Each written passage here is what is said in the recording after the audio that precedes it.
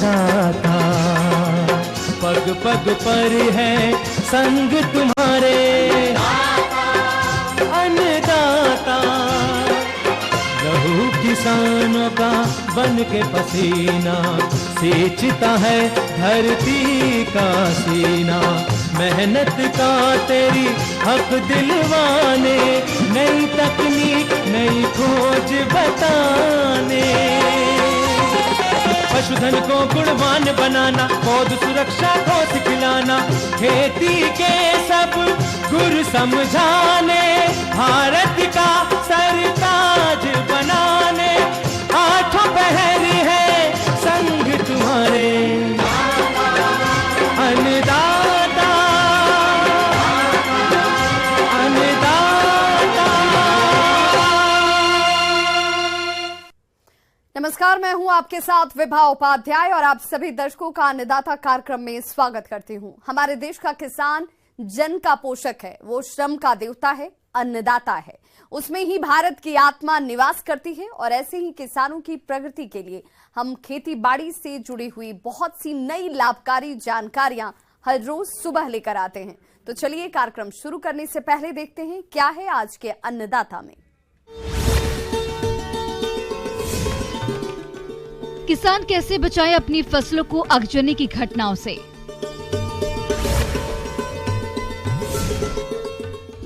Button mushroom की खेती से बदली महिला की किस्मत।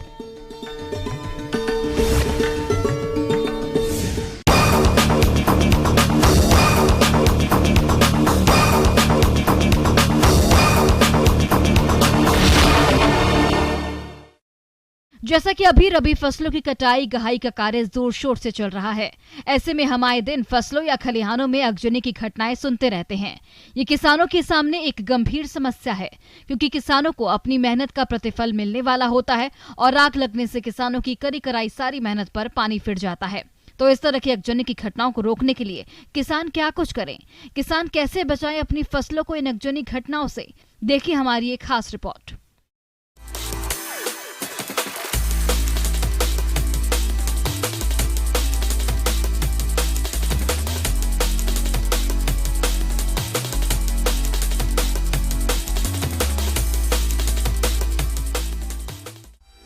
आगजनी से फसलें हो जाती हैं पूरी तरह से नष्ट। आगजनी से किसानों के मंसूबों पर फिर जाता है पानी। आगजनी से किसानों को होता है भारी नुकसान। आगजनी से किसान हो जाते हैं बर्बाद। किसान भाइयों, इस समय आगजनी की समस्या आमतौर पर देखी जाती है। बढ़ते तापमान के साथ साथ आगजनी की घटनाएं भी बढ़ने लगती हैं। कई बार ऐसी दुर्घटनाएं प्राकृतिक होती हैं, तो कई बार इंसानी चूक की वजह से। छोटी सी लापरवाही या भूल किसानों के लिए भारी जानमाल का खतरा बन सकती है। इस गर्मी के मौसम में जरा सी चिंगारी फसलों को जला सकती है। वहीं खेत के ऊपर से गुजरने वाले बिजली के तार, ट्रांसफार्मर्स में स्पार्किंग भी कई बार फसलों में आग का कारण बनते हैं। कई बार बीड़ी या सिगरेट की चिंगारी या चूल्हे की आग से भी फसलों में आग लग जाती है, जिससे किसानों की कई महीनों की मेहनत पर पानी फिर जाता है। ऐसे में किसान करें तो क्या करें, किस प्रकार से पाएं इस आगजनी से छुटकारा? जी हाँ किसान भाइयों, यदि आप कुछ सावधानियों का ध्यान करते हैं तो इस तरह की समस्या से बच सकते हैं। तो इसके लिए जब भी आप खेत खलिहान या कटी हुई फसल के ढेर लगाएं, तो बिजली की तारों और ट्रांसफार्मर से दूर फसल को इकट्ठा करें। किसी भी खेत के पास विद्युत पोल, तारों और ट्रांसफार्मर्स में शॉर्ट सर्किट नजर आए तो इसकी शिकायत तत्काल विद्युत विभाग को दें। खेत में खरपतवार तब तक न जलाएं जब तक आसपास सूखी फसल खड़ी हो। खलिहान के आसपास जली हुई बीड़ी सिगरेट न फेंकें। ट्रैक्टर या थ्रेसिंग से निकलने वाली चिंगारी से खलिहान को बचाएं। शादी समारोह या किसी त्योहार पर खलिहान के आसपास कोई आतिशबाजी न करें। खलिहान के आसपास पानी की व्यवस्था रखें ताकि यदि कोई ऐसी आगजनी की घटना हो भी जाए तो समय पर आग पर काबू पाया जा सके। फसल या खलिहान में आग लगने पर पानी डालें। यदि पानी की व्यवस्था नहीं है तो मिट्टी डालें। इससे यदि आग पर काबू नहीं पाया जा रहा है तो खेत के चारों तरफ ट्रैक्टर से जुताई करें, जिससे फसल में आग फैलने से रोकी जा सके। इसके साथ ही यदि आग बुझ नहीं पा रही है तो फायर ब्रिगेड को फोन कर बुलाएं। किसान भाइयों, यदि आप सभी बातों का ध्यान रखेंगे तो आगजनी से होने वाले नुकसान से अपनी फसल को खराब होने से बचा सकेंगे। किसान भाइयों, अभी तक आपने खेती से जुड़ी हुई कुछ उपयोगी जानकारियां देखी। अब लेते हैं एक छोटा सा ब्रेक, जल्द लौटेंगे और कार्यक्रम में आगे भी है खेती बाड़ी से जुड़ी हुई महत्वपूर्ण जानकारियां, तो बने रहिए हमारे साथ।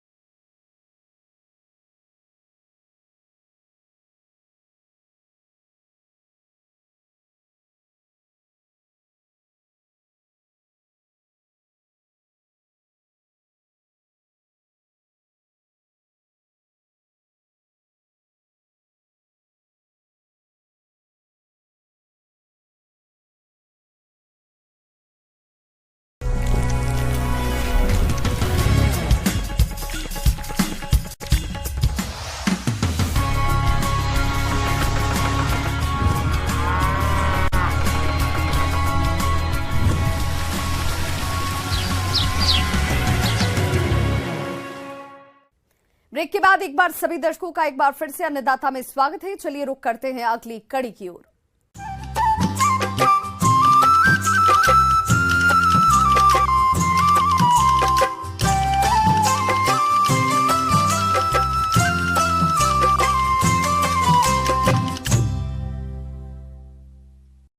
आज देश की महिलाएं भी खेतीबाड़ी के क्षेत्र में किसी से पीछे नहीं हैं।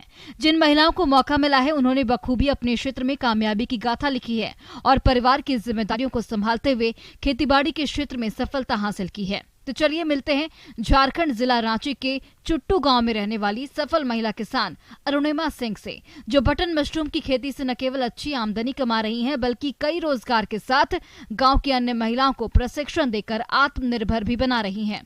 तो ये किस प्रकार से कर रही हैं इस कार्य को, आइए जानते हैं खुद इन्हीं से।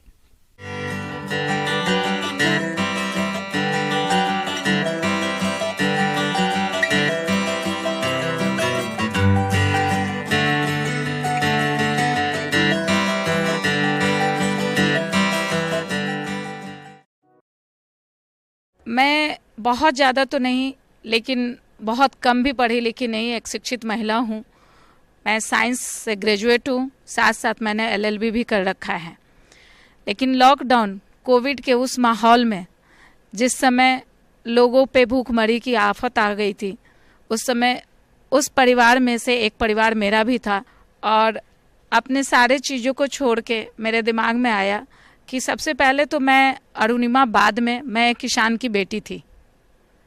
मेरा फैमिली बैकग्राउंड एग्रीकल्चर से ही जुड़ा हुआ है, तो मैं इतने बड़े फंडिंग वाली फैमिली से नहीं थी कि मैं कोई और व्यापार सोच सकती थी।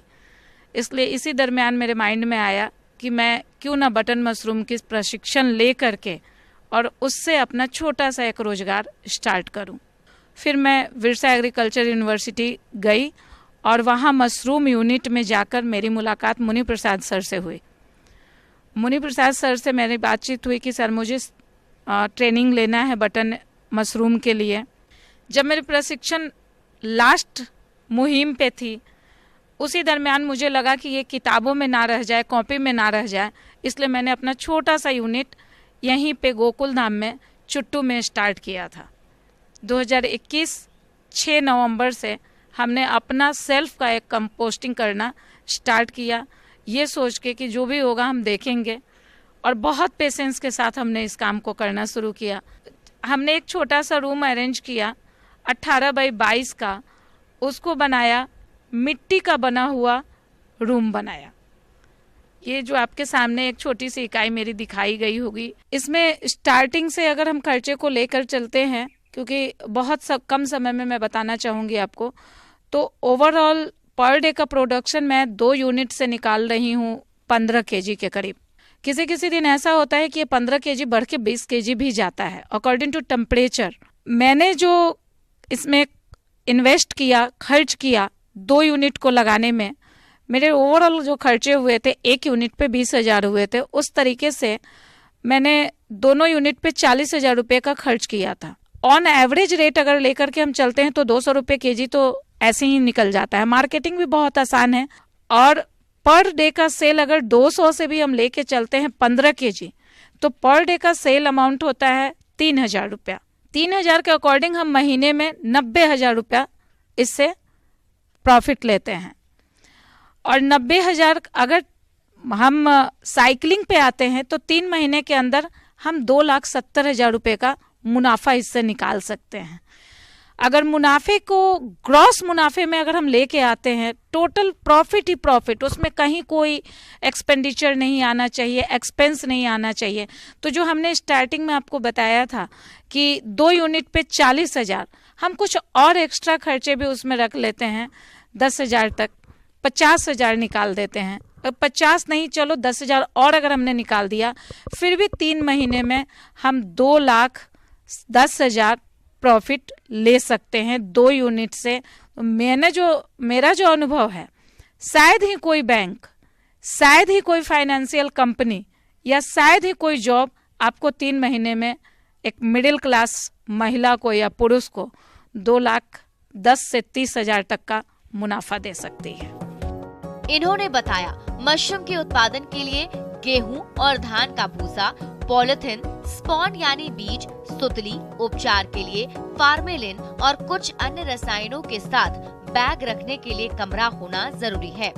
इनका कहना है मशरूम के अच्छे उत्पादन के लिए मौसम के अनुसार मशरूम कक्ष का प्रबंधन करना होता है और मशरूम कक्ष की सफाई के साथ साथ कुछ सावधानियों को बरतने की जरूरत होती है, क्योंकि थोड़ी सी लापरवाही से मशरूम उत्पादन व्यवसाय को बर्बाद कर सकता है। अब इन्होंने उचित तापमान बनाए रखने के लिए मशरूम कक्ष में AC भी लगवाया है, ताकि वर्ष भर बटन मशरूम की खेती कर सके। सबसे पहले तो मैं आपको जानकारी देना चाहूँगी, थोड़ा मुश्किल तो है लेकिन नामुमकिन नहीं है। अगर जज्बा हो, पेशेंस हो, तो हर कोई बटन मशरूम की खेती कर सकता है। थोड़ी सी सावधानी इसमें अदर मशरूम से ज़्यादा बरतनी होती है। मैंने तो इस साल AC लगा दिया है और मैं सालों भर इससे प्रोडक्शन लेती रहूँगी। मैं सालों भर इससे जुड़ना चाहती हूँ। तो मैंने जो अनुमान लगाया है कि अगर हम करना चाहें तो एक कल्टीवेशन का साइकिलिंग होता है 3 महीने का, तो साल में हम 4 कल्टीवेशन इससे ले सकते हैं। 21 में तो थोड़ा सा लेट हो गया था मुझे, क्योंकि मैंने खुद की ट्रेनिंग ली थी 21 में ही, इसलिए मैंने बहुत कम समय में कम चीज़ों के साथ मुझे जितना समझ में आया उस तरीके से मैंने ये टारगेट लेके कि कम से कम खर्चे में कम से कम मैं 20 से 25,000 रुपये की लागत लगा के अगर 3-4 महीने में 50,000 निकाल लूँगी तो शायद नेक्स्ट ईयर से मैं 2 यूनिट एक साथ लगा सकती हूँ। और यही सोच के मैंने ये काम स्टार्ट किया था, जिसमें मुझे सफलता हासिल हुई थी। इन्होंने बताया कि मशरूम तोड़ने के बाद आकार के अनुसार उनकी छटनी कर ली जाती है और अच्छी तरह से धोकर इसे कपड़े पर फैला दिया जाए ताकि अतिरिक्त पानी सूख जाए। फिर 250 ग्राम 500 ग्राम के पैकेट बनाकर सील कर देते हैं और इसे रेफ्रिजरेटर में 7 से 8 दिन तक रख सकते हैं। ताजा मशरूम भी बाजार में आसानी से बिक जाती है। मशरूम के अनेक उत्पाद जैसे अचार, चिप्स, बिस्किट, सूप पाउडर, बढ़िया एवं नूडल्स आदि बनाकर भी बेचा जा सकता है। बटन मशरूम के जो डंठल पार्ट होते हैं, कभी कभी ऐसा होता है कि डंठल काफी ग्रो कर जाता है, उसके डंठल से पिकल्स उसके बहुत टेस्टी बनते हैं। लास्ट ईयर इसके पिकल्स को मैंने 1000 पर केजी के रेट से सेल किया है। मेरे साथ अलग अलग गांव से, अलग अलग पंचायत से तकरीबन 17 महिलाएं जुड़ी हुई हैं और कुछ पुरुष भी जुड़े हुए हैं, जो आए दिन अपना अपना छोटा छोटा सा कल्टीवेशन कर रहे हैं। कहीं ना कहीं अपने आप को महीने का 5,000-7,000 के लिए, जो कभी मोहताज हुआ करते थे कि भाई हम अपने हस्बैंड से पैसे लेंगे, हम अपने घर में अपने मम्मी पापा से पैसे लेंगे, आज ये लोग खुद स्वावलंबी बने हुए हैं और अपने पैरों पे खड़े हैं। निःशुल्क प्रशिक्षण मैं दे रही हूँ इससे जुड़े हुए, इससे बनने वाले प्रोडक्ट को बना करके मार्केट में सेल करके उस तरीके से भी मैं सेल्फ डिपेंडेंट बनाने का काम कर रही हूँ और करती रहूंगी। आगे और भी है खेती बाड़ी से जुड़ी हुई बहुत सी रोचक जानकारियां, पर यहां रुकेंगे एक छोटे से ब्रेक के लिए, जल्द हाजिर होते हैं।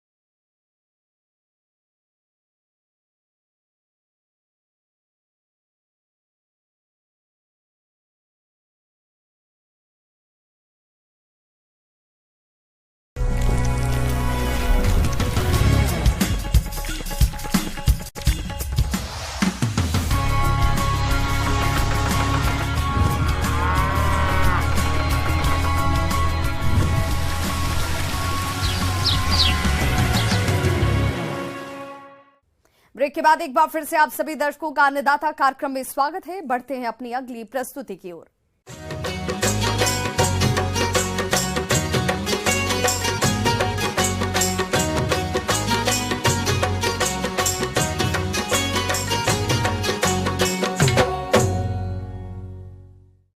सूरन, जिसे जिमीकंद के नाम से जाना जाता है, और जिन किसानों के खेत खाली हो गए वे इसकी बुआई कर सकते हैं। तो इसके लिए किसान जिमीकंद की कौन कौन सी किस्मों की बुआई करें, साथ ही बुआई करते वक्त किन किन बातों पर खास ध्यान दें, इस बारे में बता रहे हैं कृषि वैज्ञानिक डॉक्टर आशीष नारायण।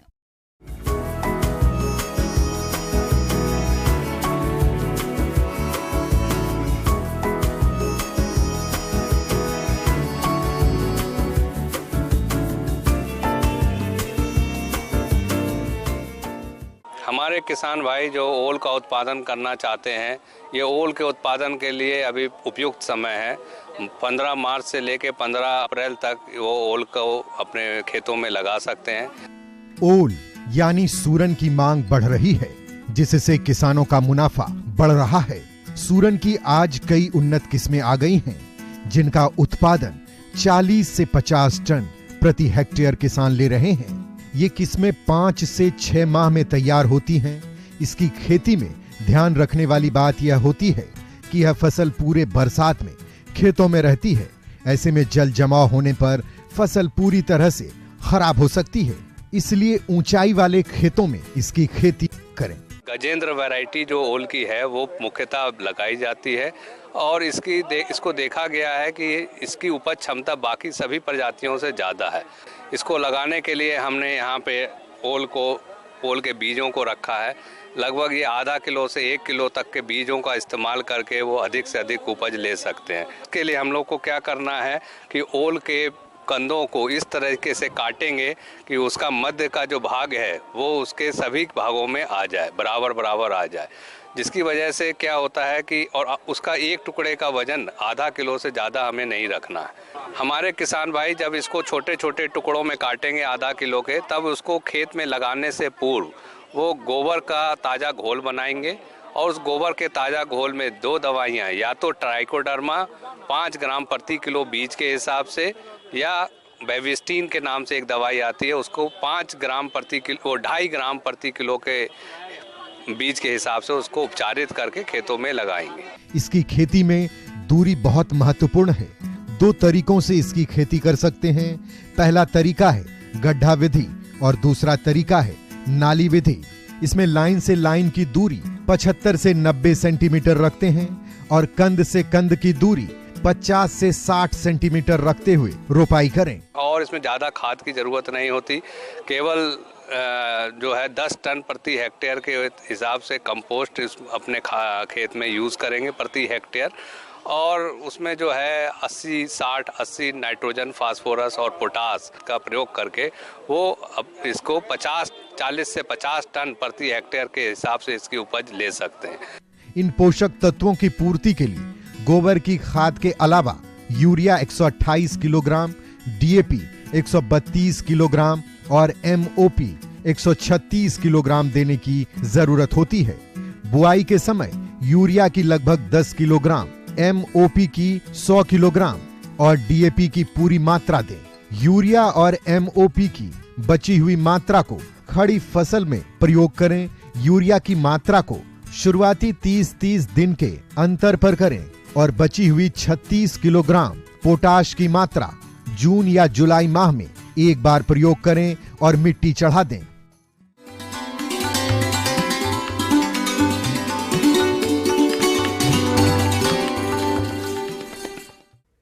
अन्नदाता हेल्पलाइन निःशुल्क फोन संपर्क सेवा के माध्यम से आपके द्वारा पूछे गए प्रश्नों में से एक या दो महत्वपूर्ण प्रश्न को हम अपने कार्यक्रम में शामिल करते हैं और इसी के तहत आज किसान का सवाल और उनका जवाब इस प्रकार से है।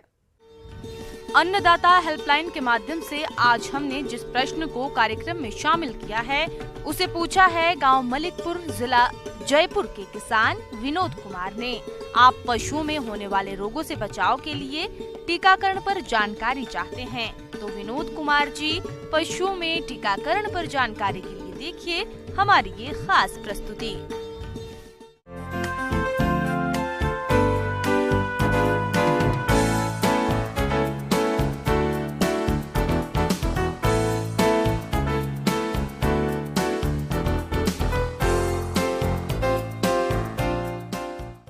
नमस्कार किसान भाइयों, आज हम टीकाकरण, पशुओं में टीकाकरण के बारे में बात करेंगे। एक अभी समय जो है ये बदलता जा रहा है, सब ठंड से अब गर्मियों के तरफ हम लोग बढ़ रहे हैं। इस समय जो तापमान है वो धीरे धीरे बढ़ रहा है, तो इस मौसम में फरवरी मार्च में के बाद एक उपयुक्त समय हो जाता है, उपयुक्त माहौल बन जाता है कीटाणु विषाणुओं को बढ़ने का। सभी को एक टीकाकरण के बारे में कराने की आवश्यकता होती है। संक्रमण से होने वाले रोग कई बार प्राण घातक भी होते हैं, इसलिए सही समय पर टीकाकरण ही इसका सही बचाव है। एक पशु से दूसरे पशु में लगने वाली इन बीमारियों को आने से रोकने के लिए कई राज्यों में पशुपालन विभाग द्वारा भी समय समय पर टीकाकरण अभियान भी चलाया जाता है। टीकाकरण से अनेक बीमारियों की समय पर रोकथाम की जा सकती है। किसान भाई जो पशुओं पर आधारित हैं, उसमें बकरियां उनके लिए सबसे इम्पोर्टेंट हो जाती हैं। बकरियों का जिसमें जंगल हैं और पहाड़ हैं, वहाँ पर बकरियां आराम से पलती हैं। तो उसमें एक वायरल डिजीज़ होता है पीपीआर, उससे बच जाने से किसान भाइयों को अपने आर्थिक उन्नति हो सकती है। तो पीपीआर जो एक वायरल डिजीज़ है उसका उपचार नहीं हो पाता है, लेकिन उसका हम लोग बचाव कर सकते हैं। बचाव के लिए टीकाकरण करते हैं और उसमें हम लोग 50 का एक भायल आता है या 100 का भायल आता है।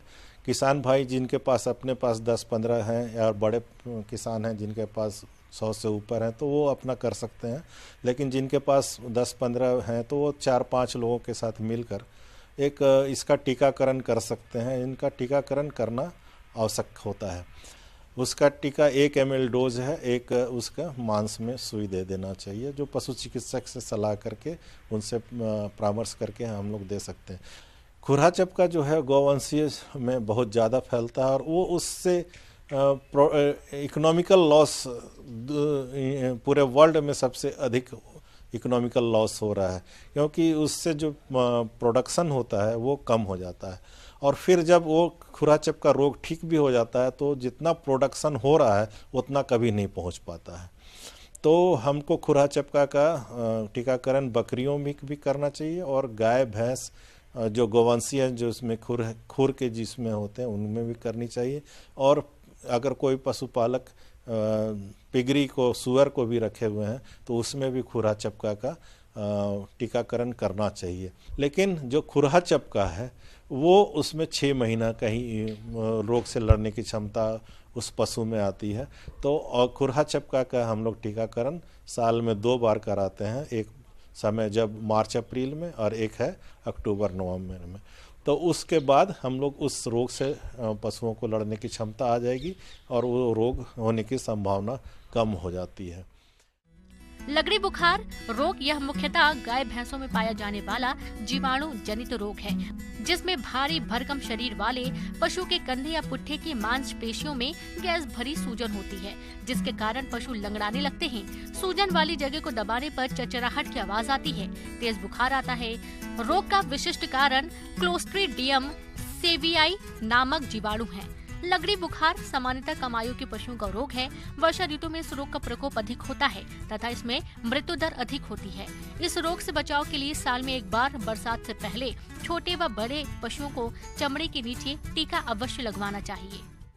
तीसरा जो बीमारी है जिससे मृत्यु दर अधिक होती है, गलघोटू बीमारी है। गलघोटू बीमारी होने की संभावना अभी जैसे मौसम बदल रहा है, समय बदल रहा है, तापमान बढ़ रहा है, नमी आएगी तो उस समय होने की संभावना रहती है। गाय जो गवंशी हैं वो जाते हैं चरने के लिए, शाम को आते हैं तो गला फूला हुआ मिलता है और नाक से घों घों की आवाज़, जब गला फूल जाता है तो घों घों की आवाज़ आती है और थोड़ा सा पानी भी आने लगता है। खाना पीना छोड़ देता है और उसके बाद सुबह तक में अगर उस समय उसका उपचार नहीं किए तो 12 से 24 घंटे में उस पशु की मृत्यु हो जाती है।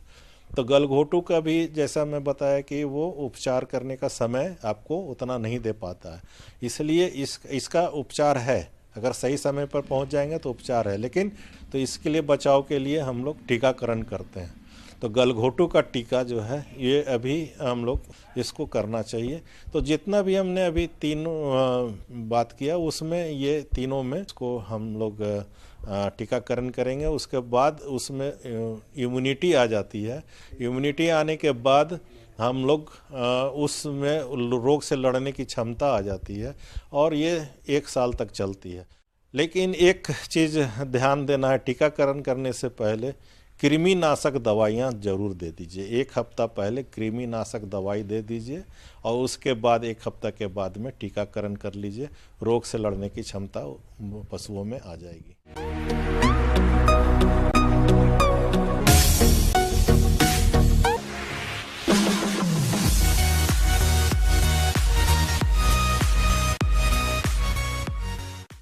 आइए अब एक नजर डालते हैं राज्य के कुछ चुनी हुई मंडियों के प्रमुख फसलों के बाजार भाव पर।